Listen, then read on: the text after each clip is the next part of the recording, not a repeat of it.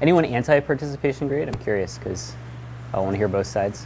Paul Niehaus is poised to discuss a tale of government corruption. The irony here is the people that don't talk. But first, the UC San Diego associate professor has to engage his graduate economics students. On behalf of all introverts, this is the moment to speak. Niehaus has been recognized for his own analytics. In 2013, Foreign Policy magazine named him and the 3 other co-founders of GiveDirectly in its list of 100 leading global thinkers. What I've always been motivated by is the idea of tackling the grand challenges of our time, right? What are the biggest problems facing the human race on this planet? And I think that right up there with climate change, global poverty is obviously one of the big ones. GiveDirectly is what the name implies. People donate money online to the New York-based charity.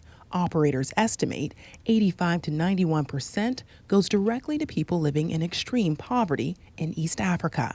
If you're thinking that sounds crazy, you're right. I mean, it's crazy that hasn't existed. It seems so obvious. GiveDirectly recipients, on average, live on about 65 cents a day. Giving up that latte, giving up a coffee or a dinner out, something that doesn't really make a big impact in my life, can have a huge impact on the life of someone in Africa. GiveDirectly uses data, old-fashioned door-to-door visits, and physical indicators of poverty, such as thatched roofs and mud walls. If you can afford it, you really want to have a metal roof. If you're really poor, then you have the thatch roof. It turns out it's also one of the most popular things that people do with the money. Families receive a one-time grant of about $1,000 or 1 year's salary.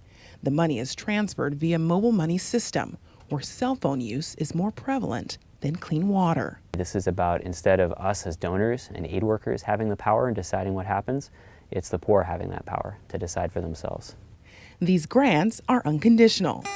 One recipient used part of his money to buy instruments to start a band. He sang all about it. Hey, GiveDirect is well-good organization in Kenya. And there's Margaret. Margaret. She says before the GiveDirectly transfer, she worked in other people's farms to feed her children.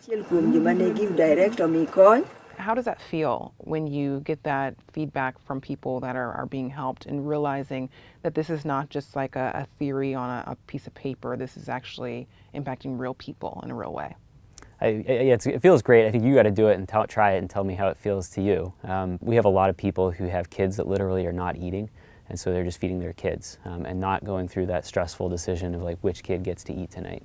GiveWell is a nonprofit that conducts in-depth analysis of charities. It named GiveDirectly one of its top-rated charities in 2016.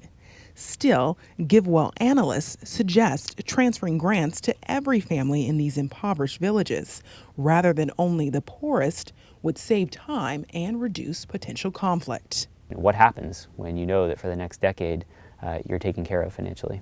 GiveDirectly is raising millions of dollars to test it out with its basic income experiment. Every adult in a Kenyan village will receive about 75 cents a day for years.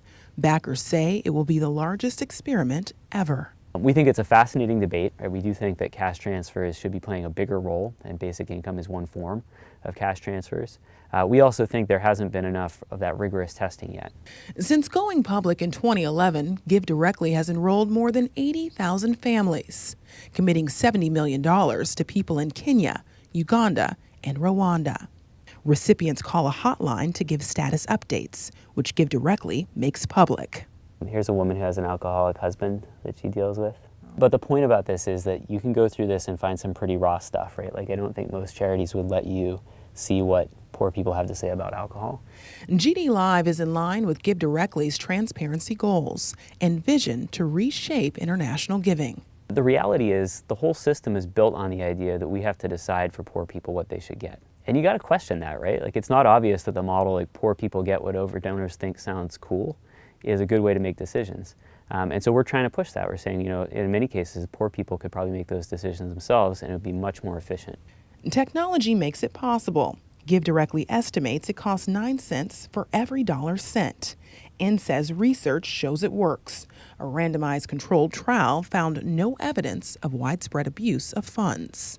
you know, at the end of the day, it should be grounded in data and not in our own prejudices, stereotypes, fears. It's an example for the next class of development economists critically questioning how to improve lives. Ebone Monet, KPBS News.